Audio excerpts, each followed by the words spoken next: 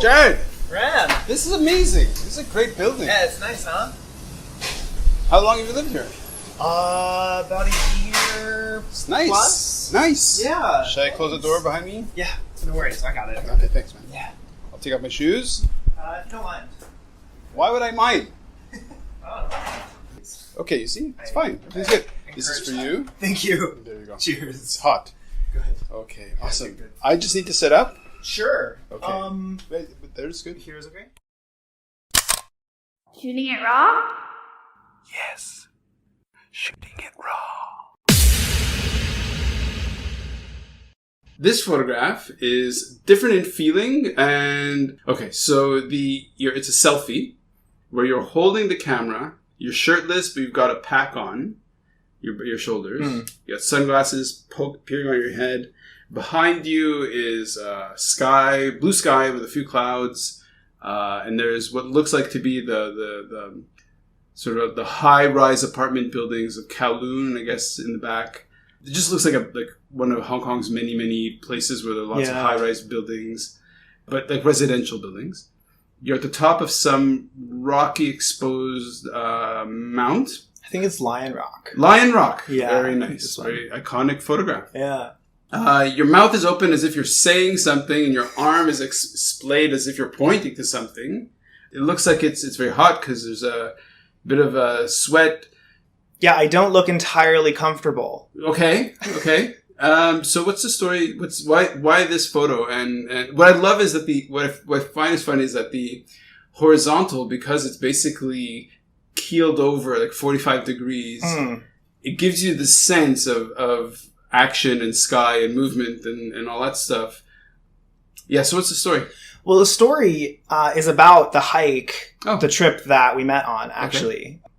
And it was at a peak moment of like, I've made it this far. Right. So I included it so that we could talk about the hike and like talk about this experience that I had.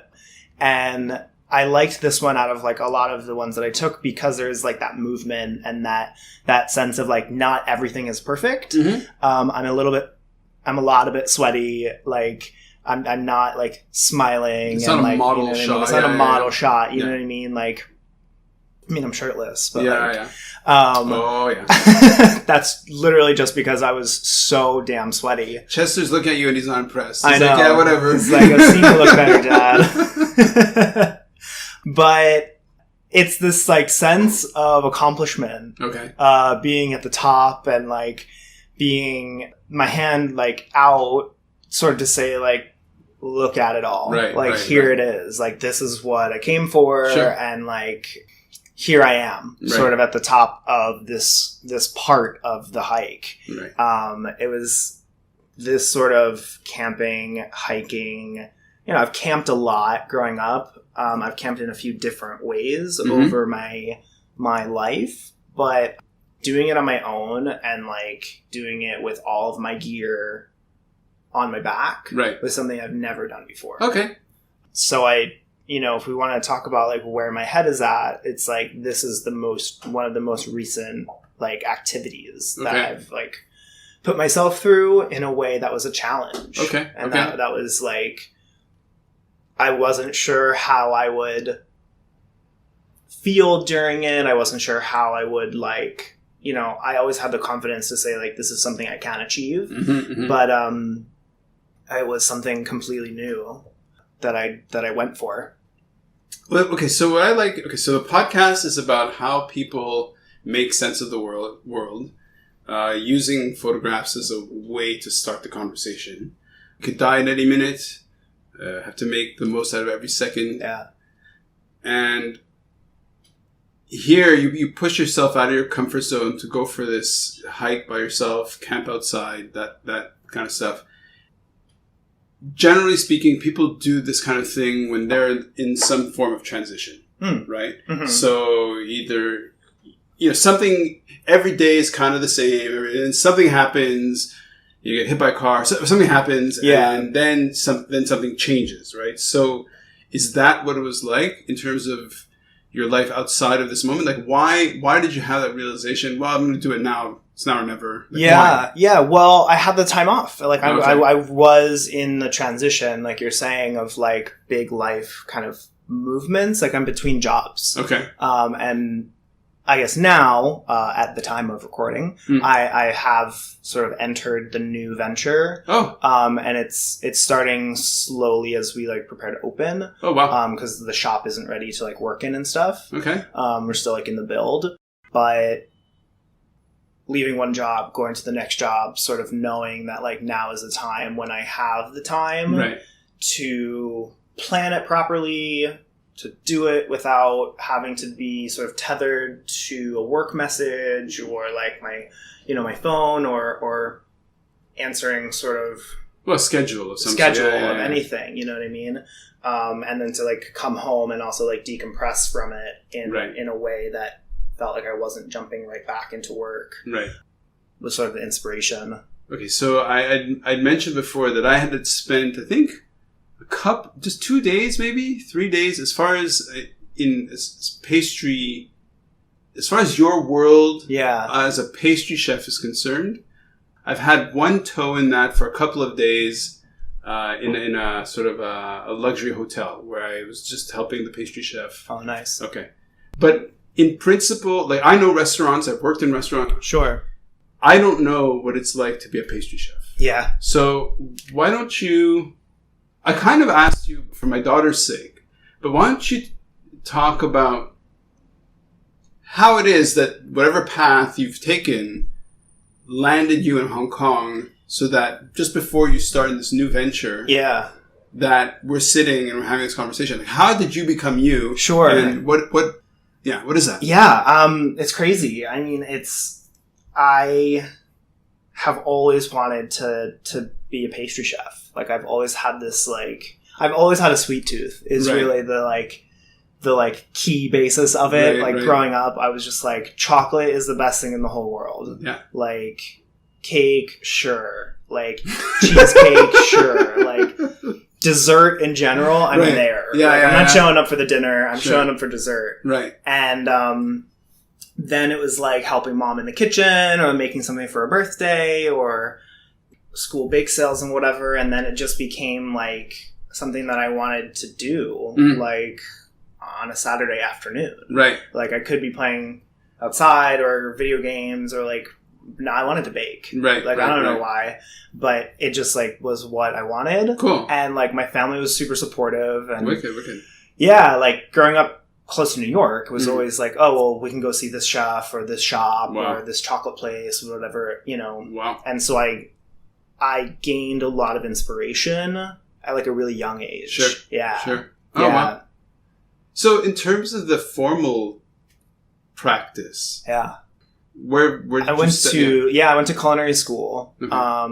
At the Culinary Institute of America. Okay. Like right out of high school. Right. And so that was my like college experience. Okay. A lot of people would like go to like a normal college and then go to culinary school as like a career change or like, whatever it was. But I really was like set on it. You knew what you wanted. I knew what I wanted. Yeah. And I look back now in like a different light a little bit, but I couldn't have cared less about like other academics back then. So it was like, cut to the chase. Let's make cake. Well, but look, it landed you in Hong Kong, where like a fiercely, like culinarily speaking, very rich environment for you to express yourself, and in a way, a kind of I don't want to say frontier, but there's a lot of potential because so many like businesses turn over and there's always new opportunities, right? Yeah. So when I came here 3.5 years ago, like when you're what, 17? Like you look really young. How old are you? No, I'm 27. I'm 27 so still now. Really young. Okay, what? How young? You come. So you got here when you were 24. I got here when I was 24. Yeah. Wicked. Yeah, and I had come from being sort of like sous chef level in the restaurant that I was working at and maintaining like a sourdough and doing bread and having previous experience at the bakery in New York doing croissants and stuff like that. And so I kind of I knew that like restaurant desserts weren't really my thing. Okay. Because that's like what I struggled with at the last job. And so when I had the opportunity to move here, which was sort of based in one part of Karis living here and one part of having to get out of New York. Right. As like a mentality, I said, yeah, let me see Hong Kong. Let me see it. And like, once I came here, like Bakehouse had like just opened. Okay. And so the market then was like even a lot smaller. Okay. And knowing that sourdough was something that I loved and croissants were something that I loved to make and eat and like share, I found a job that told me they would take me. How long would it take? Did you find a job from New York, or did you just come here and start looking? I came here on 2 occasions. Okay. One was more of like a love trip, reconnecting with Karis, and like it was just really short. I was here for like less than 3 days. What? Yeah. You came here for less than 3 days? I came here for like less than 3 days. From New York? Yeah. That's a schlep for a booty call, man. Yeah, well, yeah. Well, nice. Luckily it was a lot more than a booty call. Amazing. But it was like, yeah, it was crazy. Like New Year's Eve, like I flew the morning of New Year's Day, I flew out here. Oh, wow. Landed, was here for like, a day and a half. Bonkers. And like, yeah, well, I had to get back to work. So it was shit. Yeah, that's respect, man. But yeah, so we just like didn't sleep and like saw the city and like hung out. So then after that, like knowing my connection with Karis and knowing that I wanted to move out of the city, I was like, let's make it happen. Yeah. Nice. So that was January. In April of that year, I came out here for 2 weeks. Okay. And I guess at that point I had left my job knowing that it's what I wanted, but I came out here specifically to like job hunt. Okay. And like to like really search for it. Wow. So did that, and then I found a job during that time that like was this like small artisanal bakery in Shangwan, and then my plan was to move in June. Okay. So I came home from Hong Kong mid-April, moved back with my fam for a month and a half, and then by January 6th, actually I did like a California camping trip with one of my really close friends out there. Yeah. And then I moved, and then I just like continued to Hong Kong from California. Oh, amazing. Yeah. So then in January I landed here, and they told me that my visa couldn't be processed or whatever. Oh, shit. So I found a different job, which was the bakery in Happy Valley that I was running. Nice. Yeah. Yeah. Okay. Well, let's use you taking a breath and me saying nice as the excuse to drink some coffee, please. Thank you. To go to the next photo.